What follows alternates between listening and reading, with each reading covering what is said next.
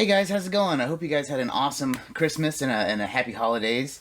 Man, it's been a crazy year for video games. Some really cool stuff has come out, and really though, it's been an even crazier 10 years. I mean, we're talking this decade has been nuts. Huge changes in the gaming landscape. And that brings me to my video today and next Tuesday. I'm going to go ahead and do a two-part video for the 10 worst and the 10 best things that have happened in gaming over the last 10 years. So without further ado, this is going to be the 10 worst things that happened in the last 10 years. And let's jump into it.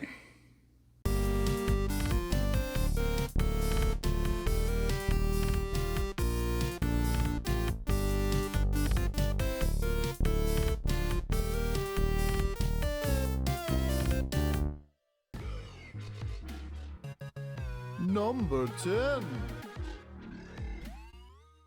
So the first one on this list is literally just Konami, like the company. Over the last 10 years, they have basically stopped making video games. They lost Kojima. They dropped the ball on PT, ruining a lot of people's big hopes and dreams for this awesome game, especially now that people have broken the boundaries and have walked out and saw how cool this world could have been. Oh my god. And then, of course, the huge big switch to gambling machines. I mean, Konami used to be the name in video games. I mean, starting all the way back to NES. And now, I mean, I can't even tell you one Konami game I'm looking forward to or have looked forward to in quite a while. Yeah. Number 9. For number 9, I'm going to have to give it to these console gimmicks we've been having this generation. On the whole, innovation is awesome and I definitely welcome it. Heck, the Wii is a great example. But this generation specifically, we've had quite a few duds. From the failure of the Xbox Kinect, the PlayStation Move never really seemed to do anything, and then even Nintendo having their Labo and their different weird kits.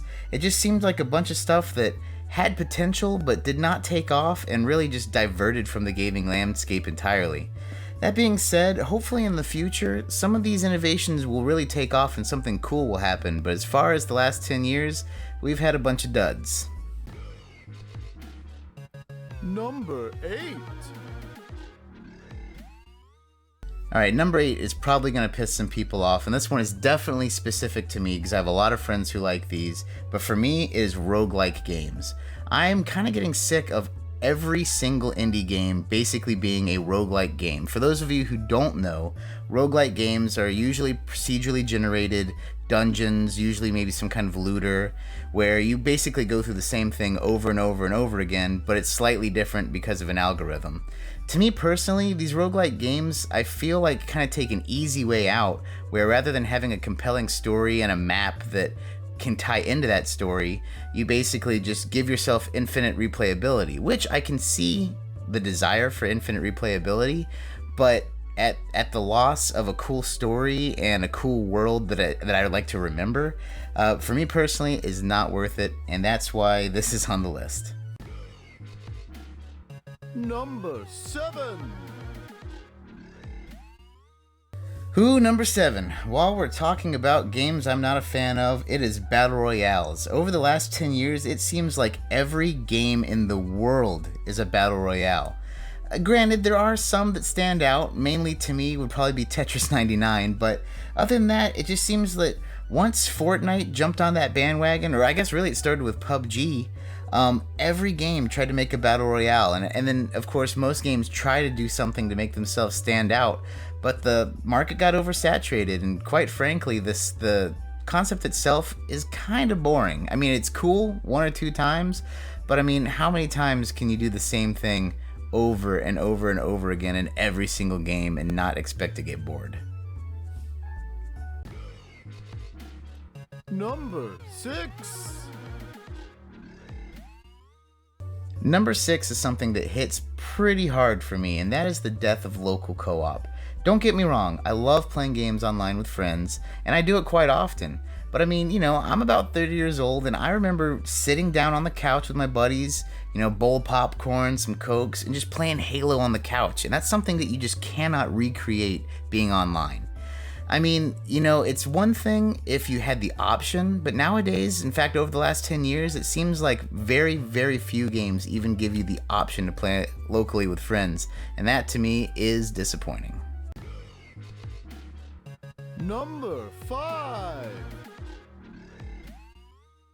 Games being games as a service is my number 5, and I like the idea of games continuing on and getting more content, and I don't even mind paying for more content.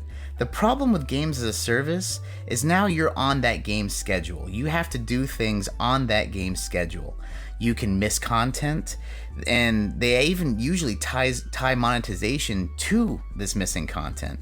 And stuff like this is just getting really old, and beyond that, the market itself has gotten so oversaturated with the likes of Destiny and The Division and Anthem, where these games as a service games are just really becoming too overwhelming and just too much.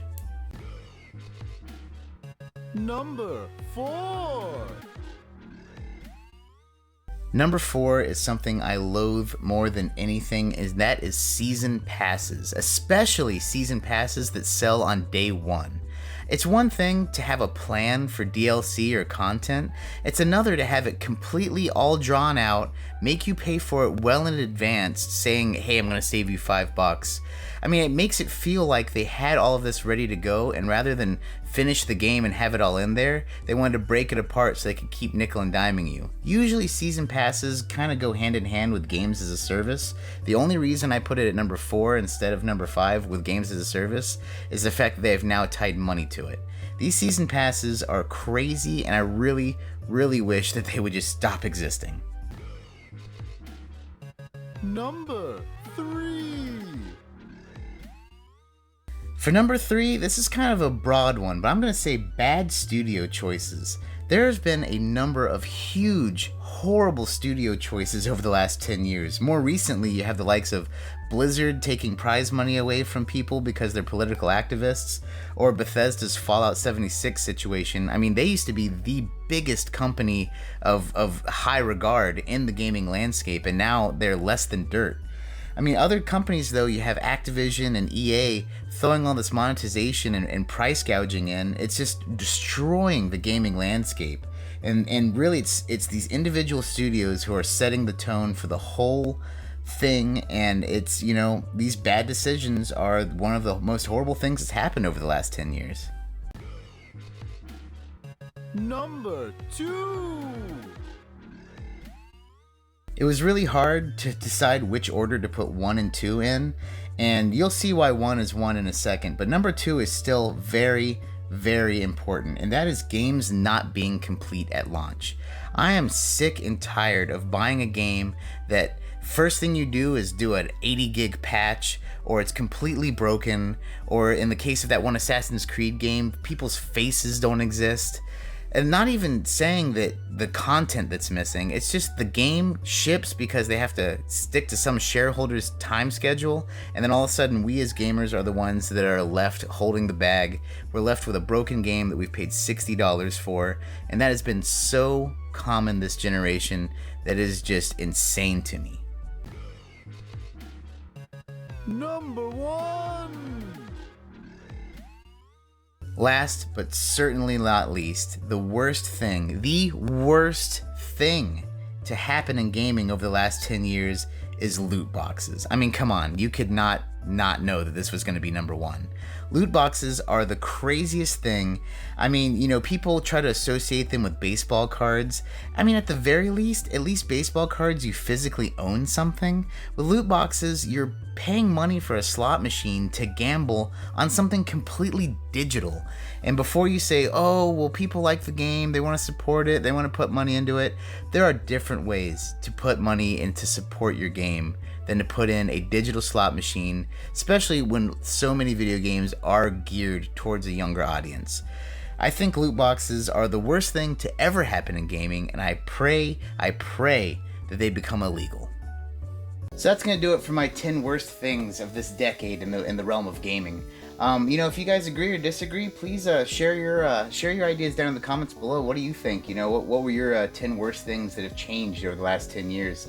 Other than that, all the normal stuff, it really helps out a lot when you like and ring the bell and leaving comments. Plus, I love talking to you guys, so it's really fun. I pretty much reply to every comment so far anyway. But yeah, other than that, take it easy. Hope you guys are ready for Decade Video Part 2 Electric Boogaloo. Today we're going to be talking about the 10 best things to happen in video gaming over the last 10 years. I forgot to mention, by the way, my wife got me this shirt for Christmas, and man, it's the best.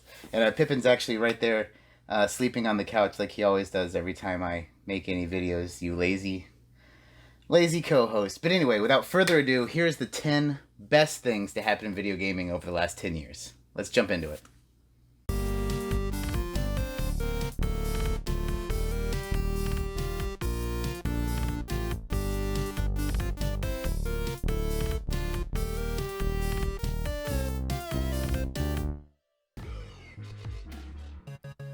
Number 10. Whew, finally a list that's way more fun to make. Talking about the number 10 coolest thing to happen in gaming this year is the growth of rechargeable peripherals and other gaming peripherals being, reasonably priced. This generation, we've gotten the idea where you can get these great controllers, some of the best controllers we've ever had in our lives. And they have rechargeable batteries, HD rumble, all sorts of great stuff. And then I remember back, even 6-7 years ago, surround sound headphones were $250, and now you can get a really decent pair for under $100. I mean, the way the gaming peripherals are going with competition in third-party markets not being mad cats, it's really just been a huge improvement for gaming. Number 9. Number 9 is huge to me. I love the fact that there is less exclusivity with third-party companies. The one that immediately comes to mind is Square Enix. Square, of course, originally was on Nintendo, and then was just strictly PlayStation for so long.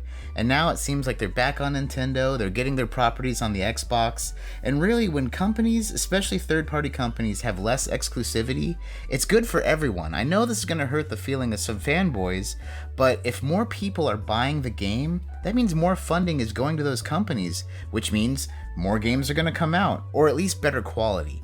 It's a win-win, and I love the fact that a lot of third-party companies are going in this direction. Number 8. Number 8 is kind of in the same vein as number 9, and that is cross-play. For so long, it feels like companies have been pitting us against each other. But now, you can jump into Minecraft on your PlayStation or on your Switch and your Xbox and on the computer, and everybody's playing together. More and more games are going to cross-play, and really that does wonders for everyone, because more people are now buying games, can play with their friends no matter what they have, which once again brings more money to the companies, which means more better content is going to come out. I love the idea of crossplay, and I'm so glad that hurdle is being overcome as we speak. Number 7.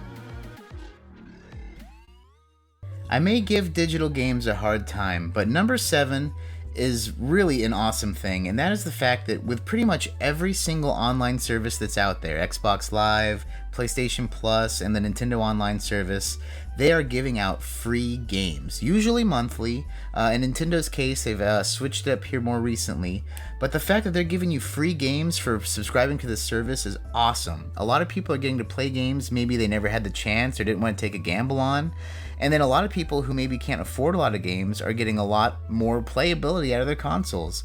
I mean, gosh, when I was younger, to have the ability to get free games every month would have been fantastic, and I love that that's a change that's happened over the last 10 years. Number 6. If you've been watching my channel, number 6 is going to come of no surprise to you, and that is third-party physical game companies. I, of course, am in horrible fear of my physical games going away. But over the last 10 years, you've had companies like Super Rare and Limited Run coming out and making physical games, especially for cool indie games, physical copies for games so you can have them on your shelf. Usually they even come with a collector's edition, which I'm obviously a sucker for. I am so happy that people are preserving these games and preserving the physical copies. and I really hope that this can last as long as possible. Number 5. You know, a lot of these seem to tie together, but number 5 definitely ties into number 6, and that is AAA quality indie games.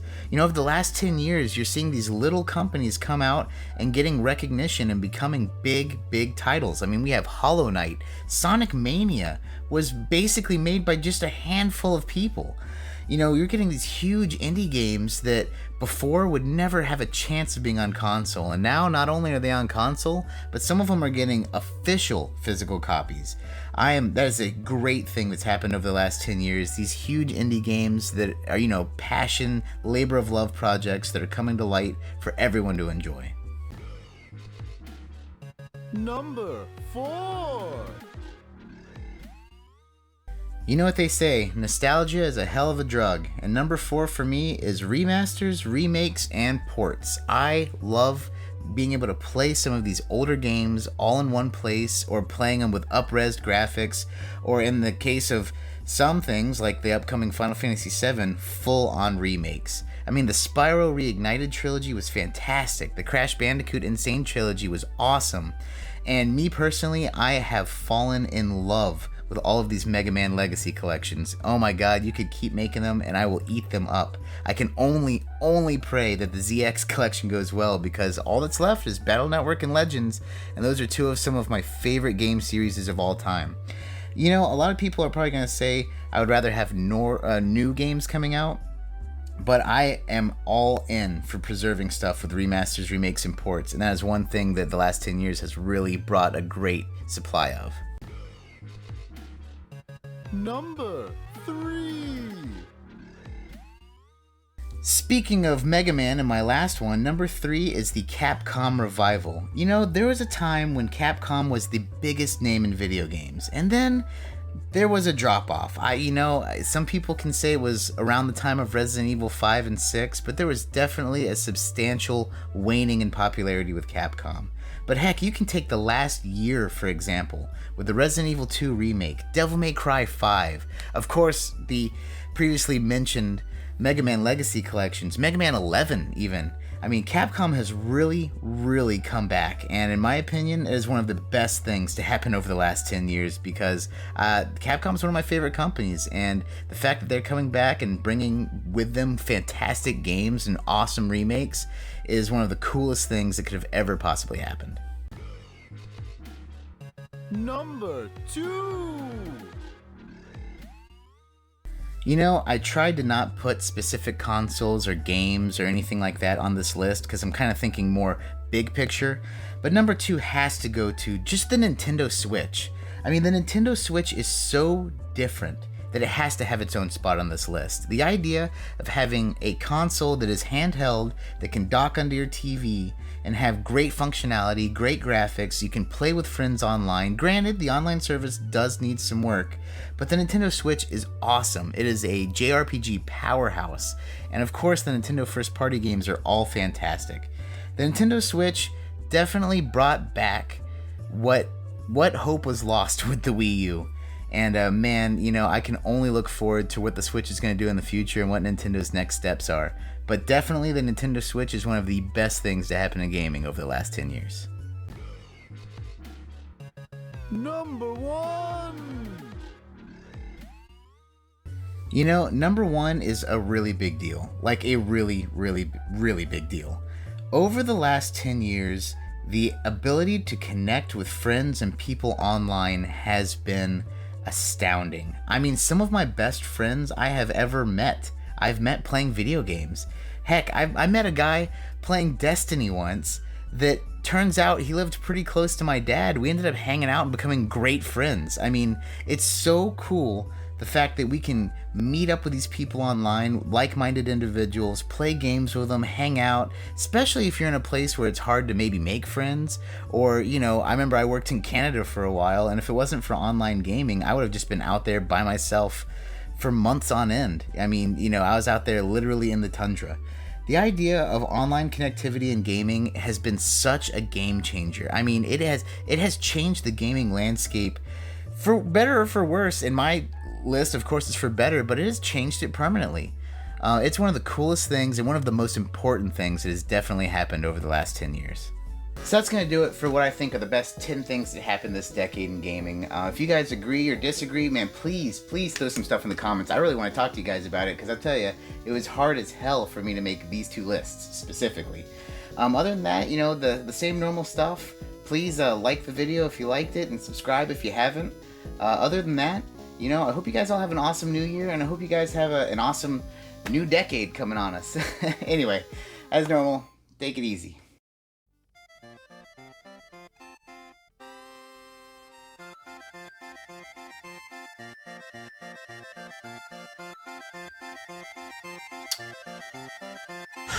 I'm bored.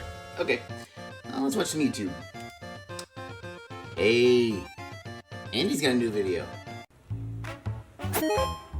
Miss me much? Let's do this. At this point, I have been challenged to what is going around is what is my top 10 video games of all time. Now,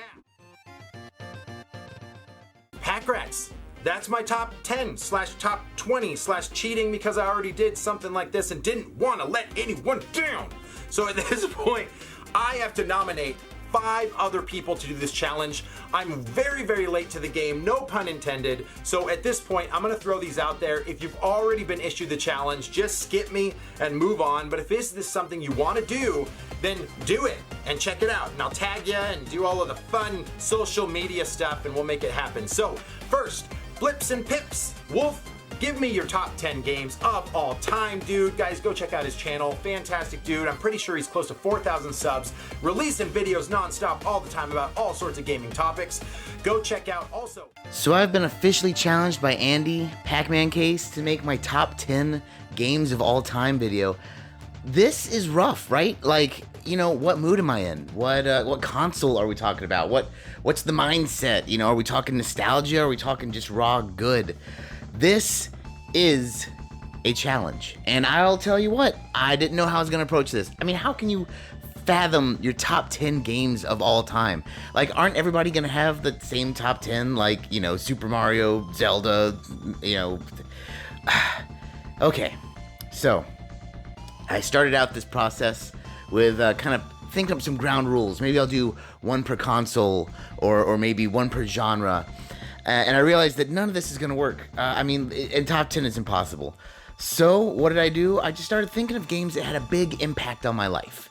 And I just started writing them down in no particular order. And when I got to 10, I was done. So you know what? Maybe it's my favorite top 10. Maybe it's just 10 really good-ass games. But, well, let's just go with, Number 10. Look, I know these are all technically numbered, but, you know, this is just like a top 10 as far as, like, which goes into which place. Very fluid. It was very hard to even make this list. Like I said, I just ended up writing down the first 10 games that, like, really popped into my head. That said, I had to start off with Donkey Kong Country just because it's the obvious one, right? I mean, like, I have maybe 5 Let's Plays on my channel, and one of which is literally a full 100% playthrough of Donkey Kong Country. I mean, this was my very first video game. Love the hell out of this game. I know it backwards and forwards like the back, you know, like the back of my hand. This game is fantastic, very nostalgic to me, has very good memories for me. You know, it's a masterclass in platforming, and you know, say what you will, at the time pre-rendered graphics were like insanely new, so this was probably the most beautiful looking game out there. Anyway, Donkey Kong Country definitely has to be on the list somewhere, and you know, to me, since it was my first game, seems like a great place to start. Number 9. So next up, I had to pick something from the Ratchet and Clank series. Like, this defined my like middle school years. I think it was middle school. Anyway, I had to pick something from Ratchet and Clank, and the best one out of the original trilogy for me is probably the second one. And I say that with kind of a little bit of a caveat. Like, the second one had the coolest improvements with the weapons leveling up and just the story feeling much bigger. I know the third one had way more going for it, but that kind of made it a little bit lesser in my eyes. A great game, I love it, but the second one just felt really concise, really good. And I'm telling you, if you haven't played the Ratchet and Clank series, Very charming, very fun action platformer shooter. The comedy's great. I mean, the comedy is top notch. Like, really for any age. Like, it's great for younger crowds. Then going back older, like a lot of the jokes, there's some adult jokes in there that kind of sneak in, kind of like the old cartoons back in the day. But I mean, Ratchet and Clank had to make one on the list, and you know, Ratchet and Clank 2 Going Commando is the one that I decided on. Number 8.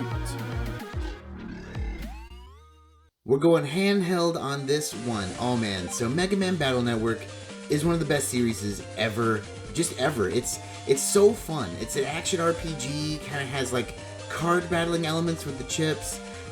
Great story, good fun. One of my best friends actually got me into the series, and I started off with Mega Man Battle Network 3, and that's the one I'm putting on the list.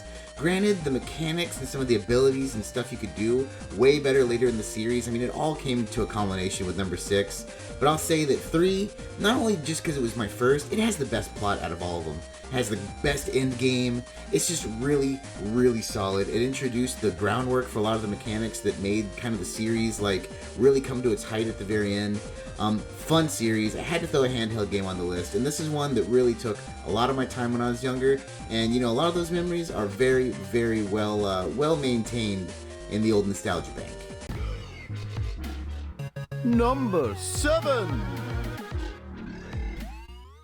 I've actually talked about this game kind of a little bit in the past, but not really. On my Framemeister video, I showed this game using the comparison of the Framemeister, and that's Way of the Samurai. Way of the Samurai is a great, great series. Number 3 for the Xbox 360, PS3 era is probably the hands-down best example of this, but I'm going with number 1 just because, for me, it was the first one I ever played, and it is fantastic. Way of the Samurai, if you don't know, it's like this kind of game where you're just a wandering samurai, walk into a town, passing through, and you know, you get into all kinds of situations. You can join with different factions, different families, and you can just kind of make your own story, and it just plays out in crazy, crazy ways. There's a bunch of endings in the game, one of which is literally just walking through the town and leaving. I mean, like, this game is fantastic. Some stuff carries along through. It's kind of cool how they do it. Your weapons are what carry over, and your weapons are what actually level up, not you. So, like, you learn new moves with them. Regardless, fantastic game, and something you have to check out if you've never played it. Number 6. Now, I've done a whole something old, something new on this video, and this is EDF 2017. I'm putting 2017 on here because it's the first game like this I ever played, the first EDF game I ever played.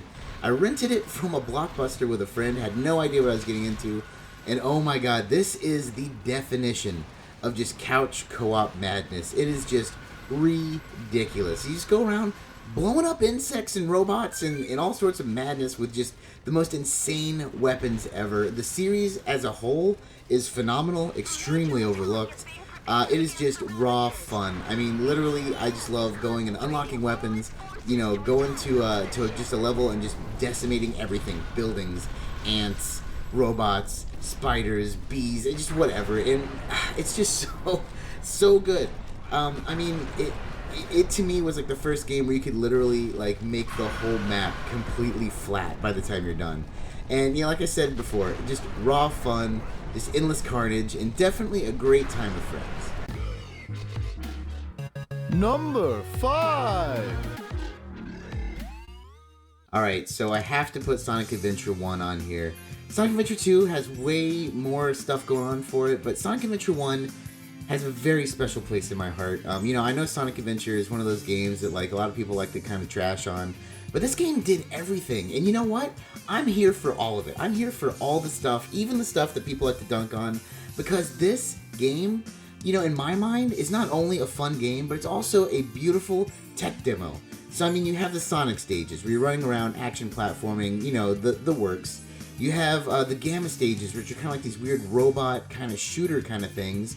You have the Amy stages where you're, you know, it's kind of like Sonic, but it's a little different, maybe more like a stealth game. You have Tails, which is identical to Sonic. However, there's the flying stages, which are basically like a Panzer Dragoon shooter.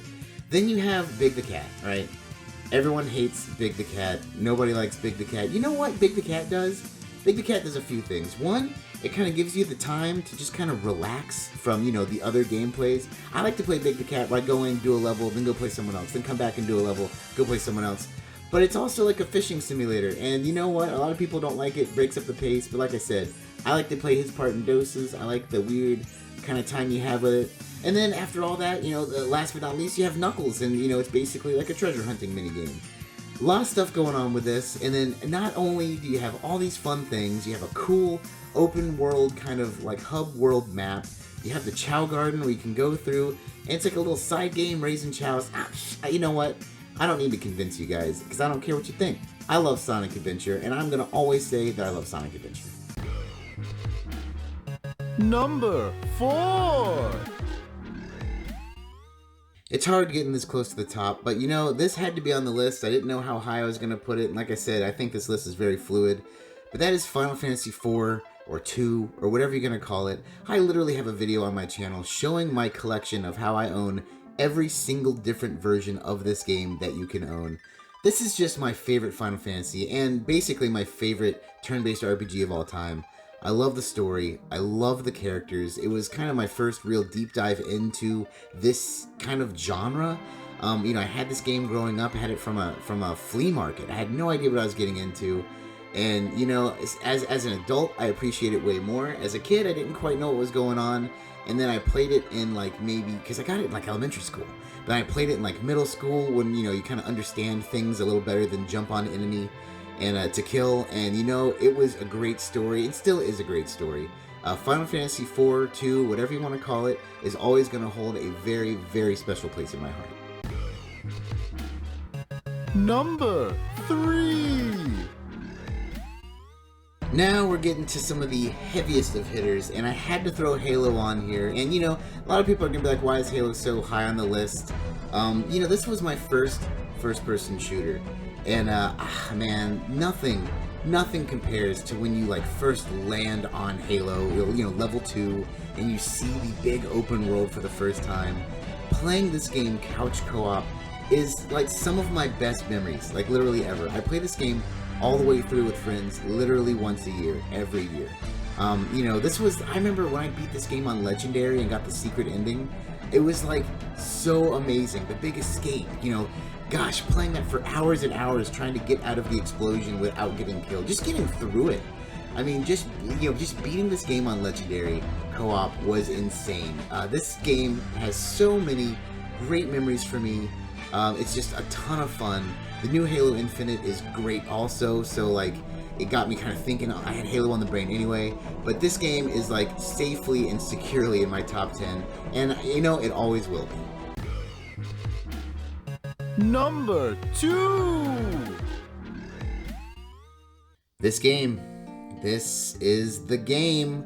My first Zelda was A Link to the Past. My favorite 2D style Zelda, hands down, Link's Awakening, and that was my second Zelda I ever played. But nothing can ever recreate the experience of playing Ocarina of Time for the first time. Nothing can recreate just going into that 3D for the first time. I mean, you had to be there, If you're younger and you weren't there when we switched from 2D to 3D, it won't have that kind of impact on you. But just getting out of your house, the first thing you do in Ocarina of Time, and looking around in 3D and seeing this world as Link, is one of the most magical gaming memories I will have in my entire life. I was so hyped for this game when it came out, and to me, it delivered on all fronts. This is one of the first games I can remember 100%ing everything. Literally getting everything in the game, all the bottles, all the hearts, and I mean, there is just so much enjoyment. This game it's for me, it's perfection. It is a game that is so high on my list that it just, this was going to be on there no matter what. It's good. It's the best. If you're into Zelda and you've never played this particular Zelda for some reason, you need to find a way to do it. It's on the Nintendo Switch online service. I don't care. Go buy a 64. Just get this game. Play it on the 3DS. That's probably the best version. But my God, Ocarina of Time is just so damn solid. There's nothing more I can say. If you haven't played it, play it. If you've played it, then you know. Number 1. Now, you know this game was going to be on there. You know, if you're any longtime viewer of the channel, you know I'm a Mega Man Legends fan. But even if you haven't watched my channel much, you know, there's one definitive way you know I'm a Mega Man Legends fan, and that is I do all kinds of unboxing videos. And every single unboxing video uses the same music when I'm unboxing, and that's the Apple Market theme from Mega Man Legends 1. Mega Man Legends is it's just so perfect. The story it starts out so fun and light, and the characters are enjoyable, and you just get this whole fun story between you and the townsfolk and the mysterious ruins and the fun kind of bumbling pirates. And then it goes to something just so dark, and the story just gets so real. I mean, my God, say what you will about Mega Man Legends 2, another fantastic, wonderful game that gets way deeper into that dark story. But just the transition in Mega Man Legends 1, going from this light, fluffy, bubbly, fun story, kind of going into this really, really intense, just full of action story. It is so, so good. There's so much textualization with the characters, just how they feel about each other, their dynamics, just the little stuff you can do, so much extra little stuff you can do. I mean, this game, to me, is perfection. When it does come to this top 10 list, I did say that, this whole top 10 is very fluid, but definitively, this is my number 1. I made this number 1 for a reason. It will be my number 1. Probably if I ever make this video again, it will be a number 1. It's perfect, and you've seen the video so far. You've gone through my whole top 10. There has been some really heavy hitters that would be very hard to say wouldn't be a number 1 material, but to me, this game is absolutely my number 1 game. So I guess those are my top 10, or at least the first 10 that came to my mind that really had a huge impact on me. Hey, what'd you guys think? What are your top 10 games? I mean, hell, this is a really hard challenge. I mean, I feel like I could do this every other week and it'd be entirely different. But that said, it was a challenge, and since the challenge was posed to me, I guess I'm supposed to throw it back out into the universe. I'm gonna pull a Pac-Man here, and if you watched his video, he basically, if someone who I call out has done this challenge, go ahead and just pass right by, and I'm sorry that I didn't realize you did it, but I'm going to challenge Gamer Aimer, my good friend Brandy. I want her to throw down. I want to know Brandy, you're watching this, I hope. What your top 10 games are. I mean, gosh, you have so many games. I imagine they're all going to be Nintendo 64, but I could be wrong on that one. I think the next person I will nominate will be my good man Russ. Man, he's doing so much stuff. He's always building crazy, crazy things based on games. So I want to know if those things that he's been making reflects the games that are his favorites. I don't know. And let's see if we're going to do one more person to suggest this challenge to. How about... you know what? How about old Retro Rick? I didn't see him on this challenge before. Then again, maybe I'm wrong. But you know what? You get so many deals. You have to have some hidden gems that I don't know about.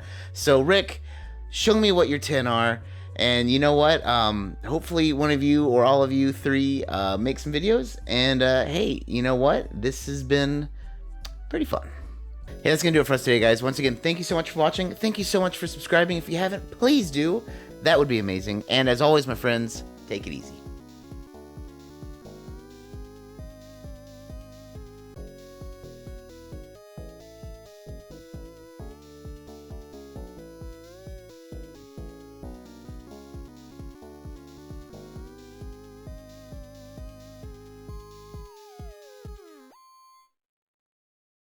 Hey, what's going on, guys? Welcome to another episode. So right now, as you're watching this, I'm currently back probably at this point in Star Wars Galaxy's Edge at Disney.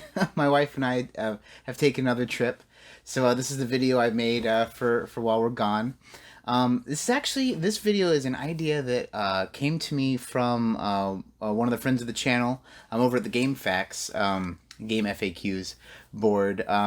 Back when I did my 100 subscriber video, I asked, hey, you know, what are some cool ideas y'all want to do? And then the prevailing one was the Working Designs Shelf video. But one of the ideas I really liked was a top tens video, which I've kind of wanted to do those because I mean I know they're kind of yeah a dime a dozen, but they're really fun in my mind. Like what's my top 10? So this is going to be a top 10 for the top 10 female video game characters that are not overly sexualized. So I set up a few ground rules before making this list. One, first thing, this is my list, not your list, so you probably won't agree because I tried to pick some obscure characters from games that I liked.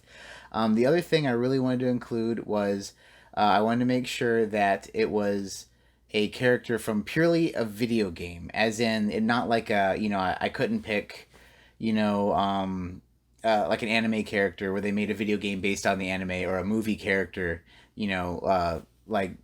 like someone like that who they made a game after the fact. It has to originate from a video game.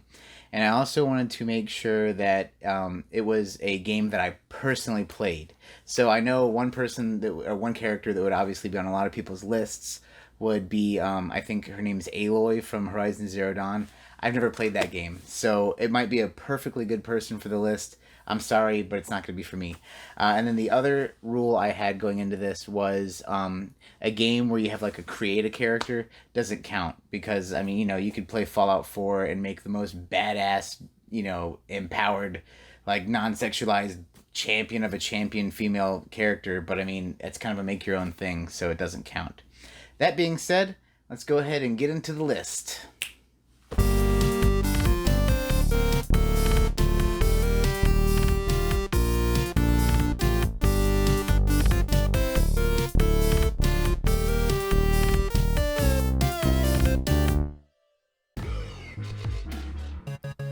Number 10. This may seem like a weird choice at first, but you have to hold on for a second because we're talking about Miss Pac-Man. She is one of the original badasses of the gaming world. She navigates mazes, she consumes pellets of unlimited power, and hell, she even eats ghosts. Plus, she's way, way more of a bamf than her male counterpart. Her game actually includes 4 different mazes, while the original only has 1. On top of that, her mazes have different amounts of dots, some have extra warp tunnels, and the other cool thing is her special points, foods, are actually all food. Pac-Man had like bells and keys and other crap. On top of all of this, Miss Pac-Man's game has the way better acts to view in between the levels as intermissions. Definitely putting her on this list is a must. Number 9.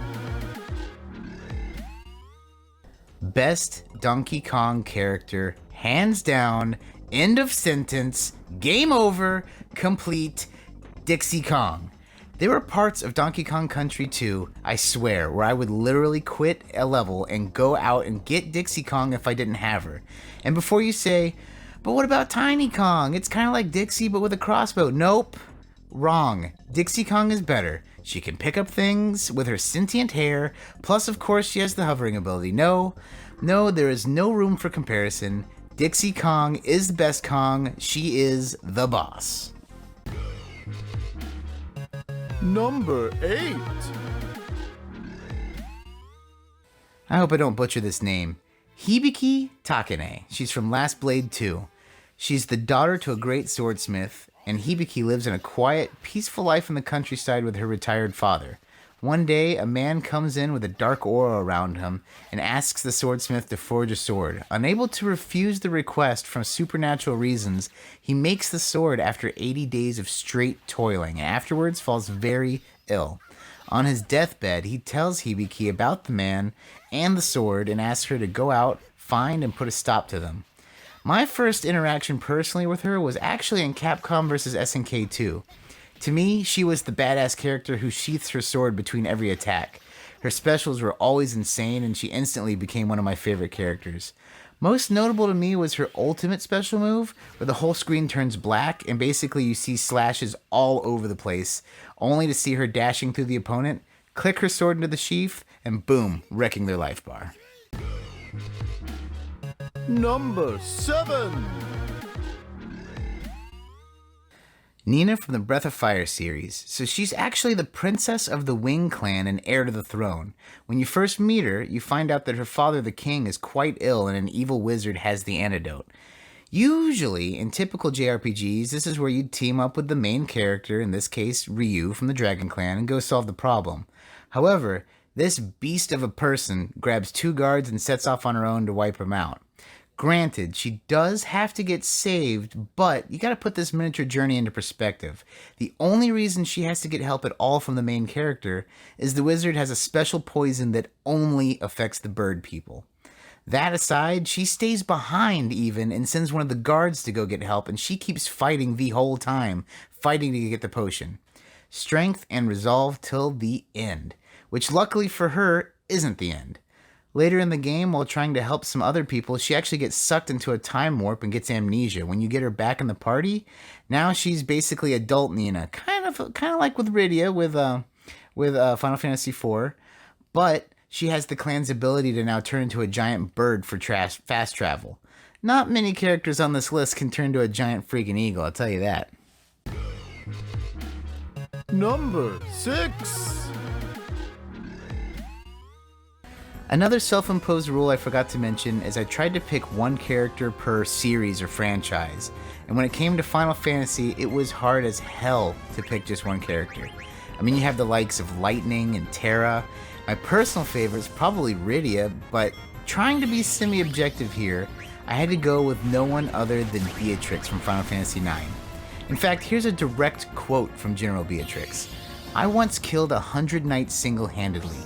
To me, you two are nothing more than insects." I mean, to add to her badassery, you never actually beat her in battle. There basically just comes to a point where you've done enough damage where she does a single attack that reduces your whole party's HP down to 1. Definitely one of the most bestial characters in the Final Fantasy series, and totally my pick from that series for this list. Number 5.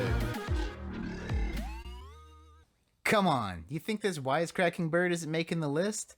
Kazooie has a plethora of abilities that only get expanded as you go from Banjo-Kazooie to Banjo-Tooie. From launching ice, fire, grenade, and robotic bomb eggs to being able to fly or even create an invincibility shield, Kazooie is a top-tier lady in the gaming scene. On top of all of this, in the second game, she can actually even turn into a damn dragon with fire breath and unlimited fire eggs. With Banjo and Kazooie being introduced into Smash and the rise of popularity, one can only hope that a true Banjo 3E is on the way. Number 4. So you guys know I had to include Rose from Legend of Dragoon. In fact, if you've been watching my videos, behind me on one of my shelves I have the soundtrack where she is prominently displayed on the cover. Now, Rose from Legend of Dragoon has a crazy backstory. She's the only character in the game who's an awakened Dragoon from the beginning. She's actually the Dark Dragoon. And she's actually also over 11,000 years old. She's one of the original Dragoons. Basically, she was given a choker necklace that suspends time for the wearer, making her never age. She meets the main character Dart and notices his non-activated Dragoon spirit and ends up joining him to beat the big bad of the game. She's crazy strong, very quick, wielding a rapier, and of course using the power of darkness has great magical abilities. Heck, even one of her abilities is an AoE instant death technique that will kill all standard non-boss enemies. Totally one of the coolest freaking characters of the game, and definitely one of my favorite RPG characters, period. Number 3. Okay, this one was hard for me to put on the list, not because Samus is not a beast, but because of the Zero Suit Samus thing. And, well, Metroid Other M kind of makes her out to be a weak-willed, dependent on other characters person. However, I'm going with the rules I established, and since I haven't technically played Other M or any other game where Zero Suit Samus is a thing besides Smash Brothers, that just leaves regular badass Samus. Bounty Hunter Extraordinaire, Samus has a ton of awesome weapons and abilities at her disposal, making her one of the biggest threats in the galaxy. Heck, she's such a boss that even in the original Super Smash Bros., she's been there on the roster, and she's been in every game since. The coolest thing about her, though, was her reveal in the original game. You play the whole thing as this like mechanized war machine in a world of Mega Man games and Metal Storm, and most people assumed you're basically playing as a male, and only if you beat the game with a fast time, basically, I'm the best at this game, do you get to see what's under the helmet, revealing that she was a girl the whole time.